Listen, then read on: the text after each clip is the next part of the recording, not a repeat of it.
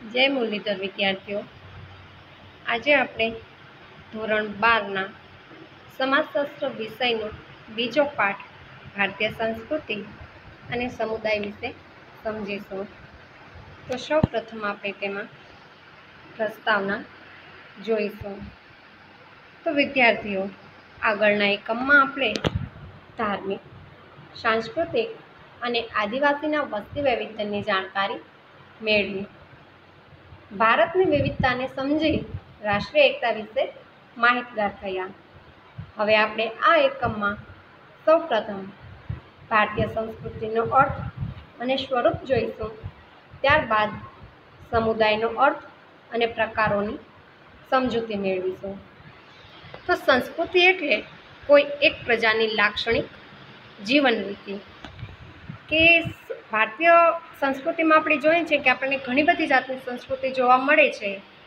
તો એમાં જેટલી પણ પ્રજાઓ હોય છે, જેટલી પણ જાતની પ્રજાઓ આપણને જોવા મળે છે, એ બધી જની જીવન રીતિ આપણને અલગ અલગ જોવા મળતી હોય છે.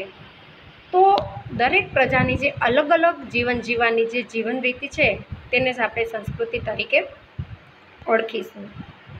સમાજના સભ્ય તરીકે આપણે જે કંઈ વિચારીએ છીએ, જે કંઈ કરીએ છીએ, આપણી પાસે જે કંઈ છે તે જટિલ એકમને સંસ્કૃતિ કહેવાય. સંસ્કૃતિ અંગે ધોરણ 11માં આપણે વિગતે સમજણ મેળવી છે. આ એકમમાં આપણે તેની ભારતના સંદર્ભમાં સમજૂતી મેળવવાની છે. વિદ્યાર્થીઓ, માત્ર કુટુંબના વડીલો જ નહીં, બધા જ વડીલોને લોકો માન આપે છે, પગે લાગે છે. તે તમે જોયું છે ને. અતિથિ દેવો ભવ, ઘરે આવેલ મહેમાનની આગતા સ્વાગતા કરી તેમની કાળજી લેવાતી હોવાનું જોયું છે ને. આ ઉદાહરણ જ ભારતીય સંસ્કૃતિનું પ્રતિબિંબ પાડે છે. કે આપણને સૌને ખ્યાલ છે કે આપણી ભારતીય સંસ્કૃતિમાં અતિથિ દેવો ભવ, કે આપણા ઘરે આવેલ મહેમાનોનું ખૂબ જ માન સન્માન કરાય છે, એને ખૂબ જ આદર આપવામાં આવે છે. તેવી જ રીતના કે આપણી ભારતીય સંસ્કૃતિમાં રોજ સવારના ઉઠી અને આપણી નિત્ય કાર્ય પ્રણાલી પ્રમાણે કે આપણે ગુરુઓને વંદન કરીએ, આપણા માતા પિતાને વંદન કરીએ, તો આ બધું ભારતીય સંસ્કૃતિનું એક જાતનું પ્રતિબિંબ જ કહી શકાય. કે ભારતીય સંસ્કૃતિના આવા ઘણા બધા મૂલ્યો ભારતીય સંસ્કૃતિને જ વિશાળતા અપાવે છે. તો આવા ઘણા બધા એવા મૂલ્યો છે કે જે આપણી ભારતીય સંસ્કૃતિને વધારવામાં ખૂબ જ મહત્ત્વનો ભાગ ભજવે છે. ભારતીય સંસ્કૃતિ અને સભ્યતાનો ઇતિહાસ હજારો વર્ષ જૂનો છે. ગંગા નદીના પ્રવાહની જેમ તે સતત પ્રવાહિત રહ્યો છે. સમય જતાં તેમાં નવા નવા તત્વો સમાતા ગયા અને આજે 21મી સદીના પ્રારંભે ભારતીય સંસ્કૃતિ અનેકવિધ પાસાઓને સમાવતી ભાતીગળ સંસ્કૃતિ તરીકે ઉપસી આવી છે. કે આપણે જોયું છે આગળના પાઠમાં કે પ્રદેશો પ્રમાણે લોકોની જે રહેણી કહેણી જીવનશૈલી છે તે બદલાય છે. તો તેને કારણે કે ઘણી બધી સંસ્કૃતિઓ એકબીજા સાથે ભળી જતી હોય છે અને આ રીતના ભાતીગળ સંસ્કૃતિનો ઉદ્ભવ થયો છે. તો ભારતીય સંસ્કૃતિના ઘડતરમાં અનેક લોકોએ સહયોગ, બલિદાન આપી પોતાની વિશિષ્ટ પ્રતિભા દ્વારા તેને અમરતા બક્ષી છે. તેથી તો અન્ય પ્રાચીન સંસ્કૃતિઓ નામશેષ થઈ ગઈ, પરંતુ ભારતની પ્રજાએ પોતાનો સાંસ્કૃતિક વારસો જાળવી રાખ્યો છે. વિશ્વમાં ભારતની સંસ્કૃતિ પ્રાચીન અને ભવ્ય ગણાય છે અને વિશ્વગુરુ બનવા તરફ પ્રયાણ કરી રહી છે. કે આપણે આખા વિશ્વમાં ભારતીય સંસ્કૃતિની વાત કરીએ તો આપણી ભારતની જે સંસ્કૃતિ છે તે ખૂબ જ પ્રાચીન છે અને ખૂબ જ ભવ્ય પણ ગણાય છે અને તેની સાથે સાથે વિશ્વગુરુ બનવા તરફ પ્રયત્ન પણ સતત ચાલુ જ રહ્યા છે. પ્રસ્તાવના જોયા બાદ હવે આપણે સૌપ્રથમ ભારતીય સંસ્કૃતિનો અર્થ અને વ્યાખ્યા જોઈશું. તો ભારતીય સંસ્કૃતિનો અર્થ અને વ્યાખ્યા સૌપ્રથમ આપણે ભૂપેન્દ્ર બ્રહ્મભટ્ટના મત મુજબ જોઈએ તો ભારતીય સંસ્કૃતિ એટલે માનવતા, સહિષ્ણુતા, વિશાળતા, એકતા, બિન સાંપ્રદાયિકતા અને સાતત્યના લક્ષણ ધરાવતી સંસ્કૃતિ. કે આપણે જોઈએ છે કે આપણા ભારત દેશમાં માનવતા ખૂબ જ વધારે પ્રમાણમાં જોવા મળે છે. તેની સાથે સાથે સહિષ્ણુતા એટલે કે એકબીજા લોકો પ્રત્યે એકબીજા લોકોનો આદર, પ્રેમ, ભાવ, લાગણી. આ ઉપરાંત આપણા ભારત દેશની જે વિશાળતા, આપણા ભારત દેશમાં વિવિધતા હોવા છતાં પણ એકતાના દર્શન, બિન સાંપ્રદાયિકતા કે બધા જ ધર્મ, બધા જ જ્ઞાતિ, બધા જ જાતિના લોકોને આપણા ભારત દેશે સ્વીકારેલા છે. અને તેની સાથે સાથે સાતત્યના લક્ષણ ધરાવતી સંસ્કૃતિ. ભારતીય સંસ્કૃતિ લાગણીઓની અને બુદ્ધિની પૂજા કરનારી સંસ્કૃતિ છે. કે ખાસ કરીને આપણે ભારતના જે લોકો છે એ ખૂબ જ લાગણીશીલ હોય છે અને ખૂબ જ બુદ્ધિપૂર્વક પોતાના કાર્ય કરનારી લોકો તરીકે તે ઓળખાય છે. તો આ રીતના ભારતની સંસ્કૃતિના લોકોમાં અથવા તો ભારતના લોકોમાં લાગણીઓ અને બુદ્ધિનો જે પ્રમાણ છે તે વધારે જોવા મળે છે. ત્યારબાદ ઉદાર ભાવના અને નિર્મળ જ્ઞાનના સંયોગથી જીવનમાં સુંદરતા લાવનારી સંસ્કૃતિ છે. જ્ઞાન વિજ્ઞાનનું સંયોજન કરી સંસારમાં સંવાદિતા પ્રસારવામાં પ્રયત્ન કરનારી સંસ્કૃતિ છે. કે ઘણી બધી બાબતોનું એક સાથે સંયોજન કરી અને આખા સંસારમાં સંવાદિતા પ્રસારવામાં પણ ખૂબ જ મદદરૂપ સાબિત થાય છે. ભારતીય સંસ્કૃતિ એટલે નિરંતર જ્ઞાનની શોધ કરવા, સતત આગળ વધતી, જગતમાં જે કંઈ સુંદર, શિવ અને સત્ય દેખાય તેને લઈને વિકાસ પામનારી સંસ્કૃતિ છે. કે આપણા ભારત દેશની જે સંસ્કૃતિ છે તે પ્રાચીન કાળથી ચાલી આવેલી છે. તો એમાં આપણે જોઈએ છે કે ઘણી બધી જાતના પરિવર્તનો આવેલા છે. કે કોઈ પણ એક સંસ્કૃતિ છે એ સતત જ્યારથી એ સંસ્કૃતિનો ઉદ્ભવ થયો ત્યારથી કરી અને વર્તમાન સમય સુધી આપણે જોઈશું તો એમાં ઘણી બધી જાતના ફેરફારો જોવા મળશે. એટલે તે વિકાસ પામનારી સંસ્કૃતિ તરીકે પણ ઓળખાય છે. એટલે જ કહેવાય છે સત્યમ શિવમ સુંદરમ.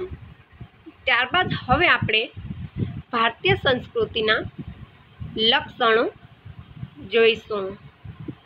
તો એમાં પહેલું જ લક્ષણ છે સાતત્ય અને પરિવર્તન. કે સાતત્ય એટલે કે સતત ટકી રહેવું અને પરિવર્તન એટલે કે જે બદલાવ આવતા જોવા મળે છે. તો દુનિયાની ઘણી સંસ્કૃતિઓ ઉદ્ભવી અને નાશ પામી, પરંતુ ભારતીય સંસ્કૃતિની વિશિષ્ટતા એ છે કે ઘણી મોટી ઉથલપાથલ થવા છતાં આજે પણ જળવાઈ રહી છે. એટલે તેનું સાતત્ય જળવાઈ રહ્યું છે. કે આપણે ઘણી બધી સંસ્કૃતિઓ વિશ્વમાં એવી જોયેલી છે કે જે સંસ્કૃતિઓ ઉદ્ભવી છે અને તેનો નાશ પણ થઈ ગયેલો છે. પરંતુ ભારતીય સંસ્કૃતિ વિશે આપણે જોઈશું તો આપણને ખ્યાલ આવશે કે તેનું સાતત્ય ટકી રહેલું છે. કે ઘણી બધી ઉથલપાથલ આવવા છતાં પણ ભારતીય સંસ્કૃતિ નાશ પામી નથી. સાતત્ય સાથે પરિવર્તન એ પણ ભારતીય સંસ્કૃતિનું લક્ષણ છે. કે આપણા ભારતની સંસ્કૃતિ પ્રાચીન સમયથી ટકી આવેલી છે છતાં પણ તેમાં ઘણી બધી જાતના પરિવર્તનો થયેલા છે. તો એને પણ ભારતીય સંસ્કૃતિનું એક લક્ષણ કહી શકાય. તો કેટલાય આંદોલનો, નવજાગરણ, જૈન બુદ્ધ ધર્મનો પ્રસાર વગેરે ક્રાંતિકારી પરિવર્તન છતાં સંસ્કૃતિના મૂળ તત્વો જાળવીને ભારતીય સંસ્કૃતિએ સમાયોજન સાધ્યું. ત્યારબાદ બીજું લક્ષણ આપણે જોઈશું વિવિધતા અને એકતા. કે આપણે અગાઉના પાઠમાં પણ જોઈ ગયા કે ભારતમાં વિવિધતા હોવા છતાં પણ ખૂબ જ એકતા જોવા મળે છે. તો ભારતીય સંસ્કૃતિ જેવી વિવિધતા બહુ ઓછી સંસ્કૃતિમાં જોવા મળે છે. કે આખા વિશ્વમાં માત્ર ખાલી ભારતીય સંસ્કૃતિ જ એક એવી સંસ્કૃતિ છે કે જ્યાં કણે ખૂબ જ વિવિધતા હોવા છતાં પણ એકતા દેખાય છે. તો ભારતની સંસ્કૃતિમાં અનેક જાતિ અને જ્ઞાતિના લોકો તેમજ વિવિધ ભાષા, ધર્મ, ઉત્સવો અને કલાઓ, સંગીત, નૃત્ય વગેરે જોવા મળે છે. આ બધા માટે પ્રાદેશિકતા, ભૌગોલિકતા અને આબોહવા જવાબદાર છે. કે ખાસ કરીને ભારતની સંસ્કૃતિમાં વિવિધતા જોવા મળે છે, જેમ કે ભાષામાં, ધર્મમાં, ઉત્સવોમાં, કલાઓમાં, સંગીત, નૃત્ય, આ બધી બાબતો આપણને અલગ અલગ જોવા મળે છે. તો એની પાછળનું કારણ શું છે? તો કે પ્રાદેશિકતા, ભૌગોલિકતા અને આબોહવા. તો આ 3 પરિબળોને કારણે ભારતમાં અથવા તો ભારતની સંસ્કૃતિમાં આપણને ઘણી બધી જાતની વિવિધતા જોવા મળે છે. તો વિવિધતા હોવા છતાં પણ ભારત આપણો એક દેશ છે અને કોઈ પણ જ્યારે સમસ્યા આવે અથવા કોઈ પણ સંકટ ઊભું થતું હોય છે ત્યારે આપણો દેશ એની એકતાના દર્શન આપણને કરાવી દે છે. તો આટલી બધી વિવિધતા હોવા છતાં એક દેશના નાગરિક હોવાની ભાવના તેમજ રાજનૈતિક પદ્ધતિઓને લીધે એકતા જોવા મળે છે. કે ખાસ કરીને ભારત દેશનો પ્રત્યેક નાગરિક કે ભારતનો જ નાગરિક હોય છે એવી ભાવના રાખી અને તેની સાથે સાથે કે રાજનૈતિક પદ્ધતિઓ પણ આપણી એવી છે, તો એના કારણે આપણને વિવિધતામાં એકતાના દર્શન થાય છે. ત્યારબાદ ત્રીજું લક્ષણ છે બિન સાંપ્રદાયિક દ્રષ્ટિકોણ. કે બિન સાંપ્રદાયિકતામાં ધર્મનિરપેક્ષતા અને વૈજ્ઞાનિક દ્રષ્ટિકોણ બંને અભિપ્રેત છે. કે આપણો ભારત દેશ જે છે એ બિન સાંપ્રદાયિક દેશ તરીકે ઓળખાય છે, કારણ કે ભારત દેશમાં બધા જ ધર્મના લોકોનો સ્વીકાર કરવામાં આવ્યો છે. જે આપણે અગાઉના પાઠમાં જોઈ ગયા કે ભારત દેશમાં વિવિધ ધર્મના અનુયાયીઓ વસવાટ કરે છે. તો ભારતીય સંસ્કૃતિમાં આ બંનેનું મિશ્રણ છે કે ધર્મનિરપેક્ષતા અને વૈજ્ઞાનિક દ્રષ્ટિકોણ, આ બંને બાબતોનું મિશ્રણ જોવા મળે છે. તો ભારતમાં વિભિન્ન સંસ્કૃતિ ધરાવતા સમૂહો હળીમળીને સાથે રહે છે. ભારતીય સંસ્કૃતિ સહિષ્ણુતાનો ગુણ ધરાવે છે. કે ખાસ કરી અને ભારતીય સંસ્કૃતિમાં સહિષ્ણુતા એટલે કે દયા, પ્રેમ, ભાવ, હૂંફ, લાગણી, આ બધી બાબતો આપણને જોવા મળે છે. તો ભારતમાં બધા જ લોકોને સમાન અધિકાર અને લઘુમતીઓના અધિકારના રક્ષણ માટે ખાસ જોગવાઈ કરવામાં આવી છે. કે ખાસ કરીને આપણે ત્યાં કણે કે પહેલાંના સમયમાં જે લઘુમતીઓ હતા કે લઘુમતીનો જે સમુદાય હતો એમને ઘણી બધી જાતની સેવાઓથી અથવા તો લાભથી વંચિત રાખવામાં આવ્યા હતા. પરંતુ આપણા ભારતના બંધારણમાં લઘુમતીઓ માટેની પણ ખાસ જોગવાઈ કરવામાં આવી છે કે જે ભારતીય સંસ્કૃતિની ઉદારતા બતાવે છે. તો ભારતીય સંસ્કૃતિમાં વિજ્ઞાનને પણ મહત્ત્વ અપાયું છે, એટલે કે તે બિન સાંપ્રદાયિક દ્રષ્ટિકોણવાળી છે. તો આ રીતના આપણો ભારત દેશની જે સંસ્કૃતિ છે એ બિન સાંપ્રદાયિક દ્રષ્ટિકોણ પણ ધરાવે છે. ત્યારબાદ ચોથું લક્ષણ છે વૈશ્વિક દ્રષ્ટિકોણ. ભારતીય સંસ્કૃતિ વૈશ્વિક દ્રષ્ટિકોણ ધરાવે છે કે સમગ્ર દુનિયામાં શાંતિ અને સદ્ભાવનાનો સંદેશો ફેલાવ્યો છે. કે આપણો ભારત દેશ જે છે એની સંસ્કૃતિએ આખા વિશ્વને શાંતિ અને સદ્ભાવનાનો સંદેશો ફેલાવ્યો છે.